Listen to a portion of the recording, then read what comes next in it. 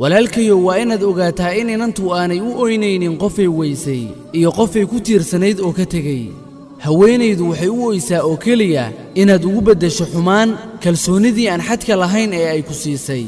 haweenayda ama gabadha waxaa ka oohin kara oo keliya inay kaa dhigato shakhsi u ah gacal iyo sokeeye, aadna ku noqoto cadow ka naxa horumarkeeda iyo guusheeda, ugana baxa ballamaha, kadibna ay ogaato xaqiiqada dhabta ah oo ah inaad tahay beenlow. ha u malaynin inaysan awoodin la'aantaada inay noolaato, ee adiga ayaaba markii horeyba u yimid kadibna isku casuumay qayb ka mida nolosheeda. haddana haddaad ka tagto way u sii soconaysaa nolosheedii ay horeyba u wadatay.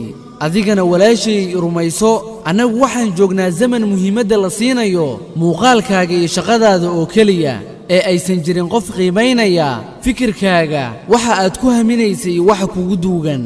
mar kastana waxaan qof kasta ku dhahaa, adigu waxaad tahay qof wanaagsan, balse adigu sabab uma tihid dhacdooyinka xunxun ee aad la kulmayso iyo dadka kaa aaminaya fikradaha qaldan.